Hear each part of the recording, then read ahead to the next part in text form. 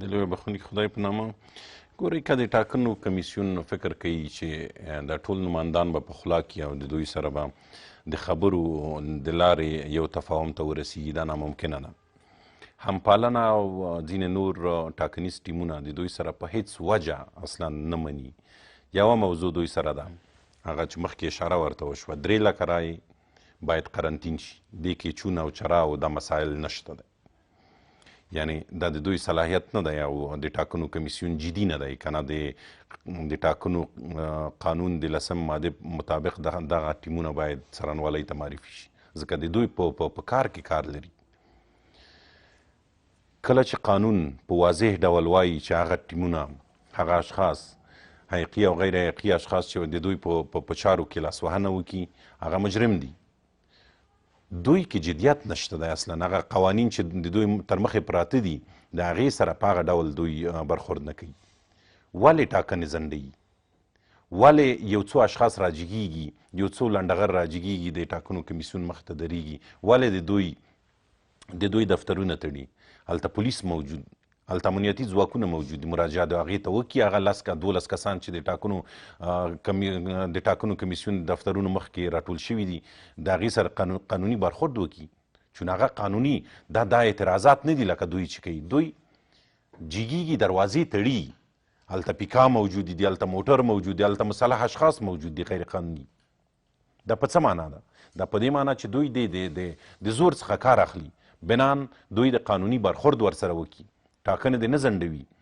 که د همپالنې ټیم سره په 10 وارو بیا هم میټینګونه وکړي دوی ور اصلا هغه خلک د تاریخ په اوږدو کې د دوی چې د 19 کاله تاریخ لري نه مني. چې جالبه دی هغه دا دی چې کله هم د هر ټیم استازی ولري د ټاکنو د کمیسیون په ګډون باندې، یعنی د ټاکنو کمیسیون د ادرس هم کس ولري او د ټیمونو څخه هم کس ولري. استدلال یې دا وي چې موږ طرز العمل تطبیق غواړو، موږ د قوانینو تطبیق غواړو. دا چې مدون موجود طرز العملونه او قوانین لرو، هغه د هغوی استدلال هم دا دی چې دا طرز العملونه د ماته تطبیق ستاسو استدلال هم دا دی او د ټاکنو کمیسیون هم وایي چې موږ د دې څخه د دایرې څخه نه وځو. بیا نو ستونزه چیرته ده؟ د ټاکنو کمیسیون استازی دلته موجود دی، اوس یې په وضاحت سره وویل چې د دوی یوه غوښتنه ده دا ده چې 3 لکه رای باید باطل شي بې دلیله. په دې کې دلیل دوی نه مني. که چیرې 3 لکه رای 3.5 لکه رای باطله شوي دوی پوهېږي چې ټاکنې د مشکل سره مخامخ شوي. دوی په دې پوهېږي ځکه یې پښه دلته نیولې. د 1,20,000 رای په مورد باندې تاسو ولیدل درملوک په وار ایمیلونه وکړل، مکتوبونه یې ورکړل ټاکنو کمیسیون ته چې دغه پاکې رایي. په دې کې اصلا لاسوهنه نه ده شوې، په دې کې حدسه د درغلۍ نه ده شوې. د ټاکنو کمیسیون هم په همدې مورد وضاحت ورکړ. نږدې ټول ټیمونه وایي د دغه رایې په هکله تقریبا دریځ یو دی. د دولت جوړونکي ټیم دریځ متفاوت دی. دا رایې ستاسو دي، دا رایې پر تاسو حساب شوي دي، کوم بل دلیل دی؟ دا هغه څه دي چې دغه ټیمونه یې مشکوک کړي. او پرون تاسو خبرې ماتمن واورېدله چې یو څه اتهامات پر کمیسیون او پر ځینو ټیمونو وارد شوله چې ټول یوې خواته شوي دي او د دغه رایو په هکله باندې متفاوت نظر لري. ولې ستاسو ټیم متفاوت نظر؟ دا موږ نه وایو چې دا رایې زموږ دي. موږ وایو چې د ټاکنو کمیسیون خپلواک ارګان دی، پرېږدئ چې کار وکړي. بل ارګان خو دلته موجود نه دی بدون د دوه کمیسیونونو، ټاکنو کمیسیون او شکایت کمیسیون دی. دوی ته واک ورکوي لکه واک هم چې ورکړی. دوی د باطله او غیر باطله پاکې او ناپاکې رایې بیلې کړي. ولې کار ته نه پرېږدئ؟ ولې راجګېږئ؟ په اوله ورځ دوی راجګ شول چې موږ خو ګټونکي یو. په رنګ کې ښکارېده چې درواغ وایي. نو وایندویان یې په رسنیو کې په درواغو کیني چې موږ ګټونکي یو. وروره چې ګټونکی نو ولې راجګېږي؟ د ټاکنو کمیسیونونو دروازې تړي. ولې ټوپک سره راجګېږي؟ ولې مولانا عبدالله کمیشنر دی د ستا استازی هلته د کمیشنر په نوم ناست دی او برخورد کوي خلکو سره؟ په واضح ډول تاسو رسنۍ ولیدل. مولانا عبدالله هغه څوک و چې د ټاکنو په کمیسیون کې یو د کمیشنرانو څخه دی. د رئیس خبره نه مني. رئیس د مطبوعات ته چې ناستو وضاحت یې ورکړ، معلومات یې ورکړ، دغه ځایه جګېږي د غونډې څخه. نور کمیشنران جګېږي دغه ځایه ځکه هغه لنډغري کوله. یعنې د دوی د ټیمونه هره خوا چې ګوري د لنډغرۍ ډک، د لنډغران سره راټول شوي دي، ټیم یې جوړ کړی. د دوی سره قانوني مسایل حل نه دي. دوی په دې نه پوهېږي چې قانون یعنې څه. ولې دوی وایي چې چېرته لکه پرون خپله شخصا ډاکټر صاحب عبدالله ویلي چې چېرته چې درغلۍ د تقلب د دولت ساز ټیم کړی دی. نو که ما کړي خو پرېږدئ چې پاکۍ کړي. ما سره دغه د اسناد پراته دي، هغه ورځ مې په رسنیو کې وښودل، نور اسناد هم را سره پراته دي. یو د ډاکټر صاحب عبدالله د ټیم درغلۍ دلته موجودې دي، خو موږ دا نه وایو چې دغه موږ پاکوو. دا کار د ټاکنو کمیسیون او د شکایتو کمیسیون دی. پرېږدئ چې ستاسو په وړاندې دغه کار وکړي. که ما درغلي کړي خو ما ته به ووایي چې تا درغلي کړې ده، ما معرفي کړي څارنوالۍ ته، او که تا کړي تا ته به ووایي. ولې ډارېږي؟ ولې ډارېږي چې بیا شمېرنه ونه کړي؟ ښه بیا شمېرنه نه کوي، څه وکړي؟ آخر به بیا هم بیا شمېرنې ته ځي که نه ځي؟ بیا شمېرنه په دې معنی چې دوی پاکې او ناپاکې بېلې کړي، پوه شي چې دلته په صندوق کې څه دي، د بایومیټریک سره سر ورکړي. نو ته ولې نه پرېږدې چې دلته پاکي رامنځته شي؟ ولې د کاسې لاندې کاسې خوروي؟ موږ تیرو ورځو کې ځینې سیاسي تعاملات ګورو چې حتی نامتجانس ادرسونه، یعنې هغه چې لا فکرا یو بل سره ډېر موافق نه وله، ولې حد اقل د ټاکنو د اوسني جریان په هکله او د تاسو د ټیم په وړاندې یا د دغه جریان په هکله د بیا شمېرنې د پروسې په هکله باندې ګورو چې دوی سره ناستې لري، وحدت د نظر لري، واحد نظر لري، واضح وایي یعنې چې موږ واحد موقف څخه په دې هکله باندې یو باور او لیدلوری لرو. دا به څومره تاثیر وکړي که دوی فشار ورکړي دغسې ټاکنیز ټیمونه، سیاسي ډلې، او بالاخره دا فشار پر پروسې باندې وي او د پروسې د ځنډول یا کمیسیون باندې د فشار په حیث باندې وارد سي، فکر نه کوي چې پروسه به زیانمنه کړي؟ ګورئ، اول خو دغه هغه ټیمونه سره یو ځای شوي دي چې بڼکې سره یو ځای نه وي، یو ډول نه وي سره. تاسو وګورئ، ښاغلی حکمتیار، موږ احترام لرو ټولو رهبرانو ته، هر څوک چې دي، ښاغلی عبدالله، یعنې کله چې حکمتیار صاحب ولسمشر غني د سول پروسې سره یو ځای کوه، دوی مخالف وو. په هغه غونډه کې هم مخالفت وکړه چې دی په لومړیو کې راغی. تر پرونه یې سره وژل، تر پرونه په کابل کې څه کول سره موږ تاسو ولیده. نن د دې دپاره چې دلته یې غیر قانوني ګټې سره خوندي دي، لاس په لاس سره نیولي دي، او د دولت ساز یا د ټاکنو د ملي پروسې پر وړاندې دوی غونډې جوړوي. مهمه د تاثیر بحث دی. خبره همدا ده. دلته یوه موضوع ده، که د ټاکنو کمیسیون قانون ته غاړه کیږدي او په جدیت عمل وکړي د قانون مطابق، قانون نه باید اخوا نشي. د قانون مطابق، قانون دوی ته ویلي دي چې د طرز العملونو او د ټاکنو کمیسیون او د اساسي قانون مطابق تاسو باید په دغه لار لاړ شئ. ولې دوی پښه نیسي؟ دوی دلته باید سیاسي او دودیزو مسایلو ته ونه ګوري. د دوی سیاسي دفتر نه ده. یو شي ته راځمه، د ټاکنو کمیسیون سیاسي دفتر نه دی، بلکې یوه پروژه ورکړل شوې ده. موارد باید ووایو چې چېرته کتلي دي. ښه، یو دوه ځله چې وځنډېده تخنیکي مشکلاتو، آخر ځل چې د بیا شمېرنې پروسه لکه اخبارات صاحب چې ویلې چې ودروله، یوازې دې دپاره چې دوی یو ډیموکراتیک اعتراض دی او باید دا وښیي چې یو ځل یو فرصت ورکولی شي ټاکنیز ټیمونو ته د قناعت لپاره، خو چې ویې نه کړ دا د پروسه بیرته پیل کړی، کوم ځای دی چې دوی ورته تسلیم شوي دي چې تاسې پرې نقد لرئ؟ یعنې زه وایم چې په راتلونکي کې هم د پاتې هر څه چې وشول، دوی د یو چانس ورکړی، مګر نور چانسونه د نه ورکوي. که چانس یې ورکړه د تیر په څیر باندې د افغانستان دغه ټاکنې بحران ته څوک بیایي؟ ټاکنو کمیسیون به بیایي، اعلان یې کوي، قانوني پړاو پې پلی کوي، قانوني مسایل هم قانون پې پلی کوي، پاکې او ناپاکې بیلې کوي سره، په خپل وخت نور اعلان کوي. هغه وخت چې تاسو ته وړاندوینه کوئ، په هغه وخت کې چیرې اعلان نه کوي، بیا نو د افغانستان ټاکنې بحران ته بیایي. ډېره مننه. کور ودان چې مداخله ونه سي د اصغري صاحب وخت هم ونه نسم دوې جملې وایم. ډېره اندېښنه پر دې ده چې په طرز العمل کې تاسې لیکلي دي چې موږ ته بایومیټریکي رای د قبول وړ دي. موږ وایو اوس هم وایو چې بایومیټریکي رای د قبول وړ دي او په طرز العمل کې د باشماري او تفتیش دا مسله قید ده. وخت هم قید ده، د ټیمونه خو دا بالکل.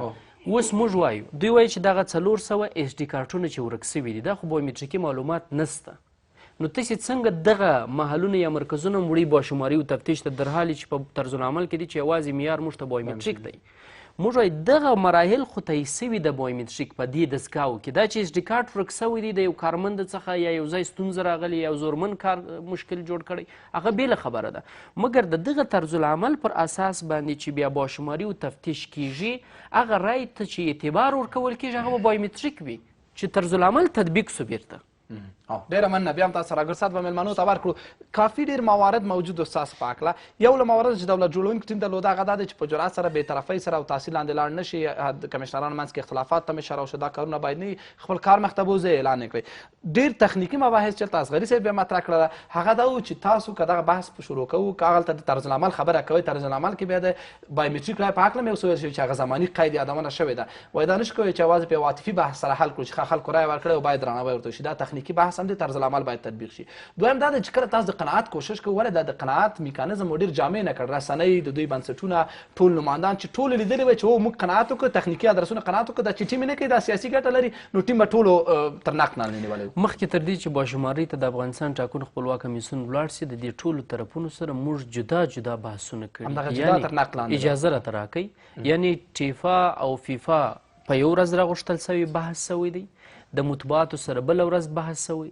ځکه د دا ټول طرفونه په یو ورځ راغوښتل دلته څو مسایل دي چې هغه موږ په نظر کې نیسو یو دا چې ځینې ادرسونه سیاسي بحثونه کوي مثلا سیاسیون هغه د افغانستان د سیاسي بحثونه کوي د افغانستان د ملي منافعو بحثونه کوي ټیفا او فیفا او نور ناظر بنسټونه چې دي د دوی اکثریت بحثونه تخنیکي دي صحیح نو موږ د دغه په خاطر باندې کټګورۍ کړلې او دوی مو جلا جلا راوغوښتل ورسره ومولیدل او د دوی کور ودان چې راغلل کمیسیون ته او بحث یې وکړي د کمیسیون سره کمیسیون با شمارې او تفتیش ته دغه طرزالعمل پر اساس چې د رهبرۍ لخوا څخه تصویب سوی تللی دی په طرزالعمل کې لکه اصغري صاحب چې اشاره درلود چې بایومټریک رای معتبرې دي صحیح ده په هغه صورت معتبرې دي کله چې شناسایي سي چې آیا دا بایومټریکي رای دی او که غیر بایومټریکي رای دی شناسایي کله کیدلی سي کله چې د باشمارۍ او د تفتیش پروسه تطبیق کله چې تطبیق سي بیا یو جامع ګزارش د افغانستان د متدین ولس سره ستاسو د رسنیو په مټ شریکیږي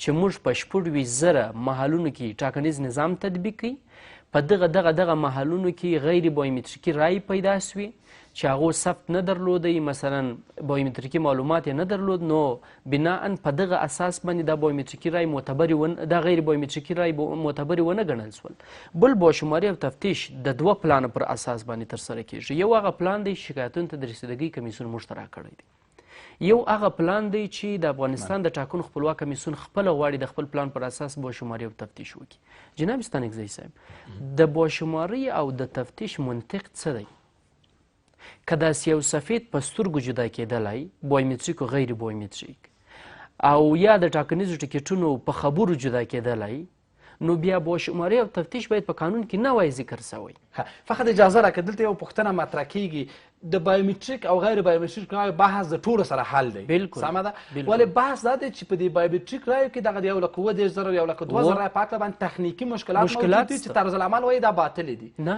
طرزالعمل وایي چې باطلې دي هغه وخت چې شناسایي سي بیا طرزالعمل وایي چې دا باطلې دي نو تاسو باشمارۍ کې دا شناسایي نو دا خو په باشمارۍ نو خو دا خو تشخیص شوی دی نه دا خو باید شناسایي سي مثلا یو بایومټریک تخنیکي ستونزه پیدا کړي صحیح ده موږ اول باید دا شناسایي کړو چې آیا واقعا په دغه بایومټریک کې 200 رای شتون لري که نه لري دا بایومټریک باید دا په کوم وخت کې موږ شناسایي کوی کله چې تفتیش ته ولاړ شو آیا دغه بایومټریک چې 200 رای موجودې دي د هغه ووټر لیست مطابق چې په دغه محل کې موجود دی د دغه ووټر لیست مطابق په دغه بایومټریکي رای دهندگان راغلي دي او دوی اشتراک کړی درست هغه ناظرین چې په دې محل کې موجود و آیا دوی امضا کړې چې دغه بایومټریک په دغه سریال نمبر دغه بایومټریک د سهار څخه کار کوي ګوره دا ټول هغه موارد ستانکزی صاحب چې دا په تفتیش کې واضح کیږي د دولت جوړونکو ټیم توقع د تاسو دا ده او نقد هم دا دی چې نور باید تسلیم نشئ نور باید غاړه کښېنئ نه یوازې د دولت جوړونکو د خلکو د ولس هم دا دی توقع ده د اصغري صاحب توقع هم دغه وه د ټول ملت توقع هم دا ده چې نور موږ دا پروسه پای ته ورسو اما په دې پروسه کې باید شفافیت هم په نظر کې ونیول سي دا د کمیسیون تاکید دی په دې پروسه کې عدالت په نظر کې ونیول سي په دې پروسه کې هغه امانت چې رایه ده او د ملت د خوا څخه دې کمیسیون ته سپارل سوی و هغه کس ته وسپاري چې ملت ورباندې باور سلامت اوسئ اصولي صاحب د سیاسي عواقبو په هکله د خلکو تشویشونه ټاکنو د نسجونو له ځنډېدلو را شروع کېږي باید ټیمونو ترمنځ لیدو کتو تر بحثه پورې حتی ځینې لا پر دې باور شوي دي خلک چې کله ګوري چې پروسه ځنډنی کېږي وایي چې دا به یو تخنیکي او ملي پروسه نه وي چې سرنوشت به ټاکي دا به یو سیاسي معامله وي چې سرنوشت به ټاکي ستاسو ټیم دریځ څه دی وضعیت دغسې روان دی ټاکنو کمیسیون څخه ستاسو تقاضا دا ده د نورو ټیمونو تقاضا بل څه ده، تخنیکي بحث بل څه وایي. دغلته په دغسې وضعیت کې څه فکر کوئ چې هغه د بحران مسله چې ډېرې بعضې خلک یادوي، هغه عوامل یې اکثرا یو بل متهموي، تاسې هغوی او هغوی تاسې، هغه خو به نه رامنځته کړي؟ یوه موضوع باید واضح کړو، هغه دا چې 2014 کال اوس نه دی، په هیڅ ډول نه بحران دلته موجود دی او نه بحران راشي. کوم ټاکنیز ټیمونه چې غواړي لاس سره د ورورۍ ورکړي، لاس واره دوی کولی شي چې خپله وروري سره ولمانځي. دلته قانون موجود دی، د ټاکنو قانون، اساسي قانون ټول موجود دي. د ټاکنو کمیسیون د قانون مطابق پر مخ ځي. که چیرته د ټاکنو کمیسیون د قانون مطابق پر مخ ولاړ نه شو، موږ یې مخالف یو. ګورئ دا قانون هر چېرته موجود و. اصولي صاحب بحث دا دی چې د قانون پر تفسیر او تعبیر باندې سره اجماع ولرو او په مخکې تګ. دلته تاسو عملا ګورئ چې تخنیکیات رسونه لکه فیفا او ټیفا کمیسیون سره په دغه مورد کې یو څه لیدلوري تفاوت لري، دوی بل باورمندي لري د همدغه طرزالعملونو قوانینو څخه. ټاکنیز ټیمونه بیا بل برداشت لري، تاسو بل برداشت لري او کمیسیون وایي چې زه په خپله لار پر دغه موږ وایو چې دغه اجماع ولې باید رامنځته نه شي. دلته ځینې تمایلات موجود دي، هغه دا چې هر کله موږ د قانوني بحث کوو، د ټاکنو په مورد باندې 2 ټاکنیز ټیمونه دي چې د هغوی مخکې قوانین پراته دي او هغه باید پلي کړي، په هغه رایو باندې چې صندوقونو ته اچول شوي دي خلکو او بایومیټریک شوي دي. څوک کولی شي چې دا قانون پلی کړي؟ دوی کولی شي. ټیفا او فیفا هم باید هغه څه وویني چې قانوني دي. اوس همپالنه وایي چې 3 لکه یا ځینې نور ټیمونه ورسره 3 لکه رایه باید باطله اعلان شي. آیا دا قانون دی؟ ټیفا او فیفا ولې چوپ دي دلته؟ ولې غږ نه کوي چې دا کار دا کار د دولت ساز او د همپالنې دی او که د ټاکنو کمیسیون یا د شکایتو کمیسیون دی؟ د شکایتو کمیسیون کولی شي دا کار وکړي، لاړ دي شي اسناد د وړاندې کړي د شکایتو کمیسیون ته چې وروره دغه اسنادو په اساس باندې دغه رایې خرابې دي، تورې دي. نو دوی تورولی شي که نه په خوله او په زور باندې. دا ناممکنه ده. یعنې یوې بلې مسلې ته هم راځم، هغه دا چې پرون یا که بله ورځ د دولت مخالفین راجګېږي، د کندوز ولایت د ټاکنو کمیسیون په وشا دلته یو توغندی توغیي او هلته یو کس شهیدیږي، زموږ وطنوال. همپالنه اعلان کوي چې حکومت راجګ شوی، امنیتي ځواکونه پولیس متهم کړي چې دوی راجګ شوي او دغه کس شهید کړی. ګورئ یوه نه یوه توطیه جوړوي د دې دپاره چې همدغه ټاکنې کومې چې دي دا د سوال لاندې راوړي. ډیره مننه کور ودان سلامت. آقای اصغری، خب پایل بحث جنبندی بحث میگن خود پروسه بازشماری در نفس خودش یک پروسه است که میتونه تفکیک به وجود بیاره، آرای بایومتریک غیر بایومتریک، آرای پاک و غیر ناپاک و آرایی که سیستم تکنیکی از اون مشکل داره. اجازه بدین میگه این پروسه به شکل درست به پیش بره، همکاری بکنین، با شما بحثای صورت گرفته، به اساس از همکاری بکنین. این پروسه خودش تشخیص کننده آرای پاک و ناپاک است. واضح در اول خب بحث‌ها که صورت گرفته خلاف از اون بحث‌ها کمیسیون عمل کرده، با بحث‌ها داشتیم، توافق کرده، پابند نمانده بود. پابند نبوده. بحث دیگه که پرست در رابطه به این که تا وقت صندوق باز نشه و معلوم نشه که قبل از وقت است یا بعد از وقت، این معلومات کمپانی در بلوک داده، او در سیستم است، او را از صندوق پیدا کرد، نمیتونید که بعد از وقت است. کمپانی در بلوک داده که 1,02,000 خارج از وقت است. میگه دلایل اینال او خارج از وقت بود، او باطل میشه، اما سامپلنگ گرفته میشه. این توافق باید صورت گرفته شه که از اون صندوق‌های سامپلنگ گرفته شه که واقعا اینمی بعد از وقت چقدر تفاوت داره. دقیقه پیدا بالکل نه، او سامپلنگ کل از او تفتیش نمیشه، او خب باطل از نظر مترجمل، اما سامپلنگ گرفته میشه که واقعا گپ شما که اشتباهات باشه. بحث دیگه که اصولی صاحب گفت چرا موقف نمیگیره. ما موقف گرفتیم، موقف ما این نیست که ما بگیم چرا تیم دولت سازی گپ زد، چرا تکد بر ما ای است. گفتیم 1,37,000 رای به اساس قانون انتخابات چون قرنطینه است بود بررسی شوه و 1,02,000 هم نظر به طرز العمل بررسی شوه و منطبقی خاصای رو طبق طرز العمل. وظیفه نهادهای چیزی نیست که تقابل با تکت‌های انتخاباتی داشته باشه، وظیفه از است که قوانین و طرزالعمل ها چگونه درست تطبیق شود و بر مردم بگوییم که پروسه قانونمند است یا غیر قانونی. تشکر. درې واړه مېلمنو څخه مننه کوم. د بحث موضوع مو بیا هم د ټاکنو جنجالونه چې د بیا شمېرنې پروسه پیل شوې وله عملا پرون بیا هم ټاکنیزو ټیمونو سره لاس یو کړی و، ګڼ شمېر ټاکنیزو ټیمونو، او په دې هکله اعتراض درلود، د پروسې سره مقاطعه یا بایکاټ کړی دی. دا چې دا ځل به ټاکنو کمیسیون څومره خپل کار ته پرېښودل شي، دا کار د بیا شمېرنې پروسه څومره قانوني او اصولي بڼه لري او په دې برخه کې څومره ستونزې موجود دي، په دې هکله مېلمنو بحث وکړ. تر بیا مو پاک الله.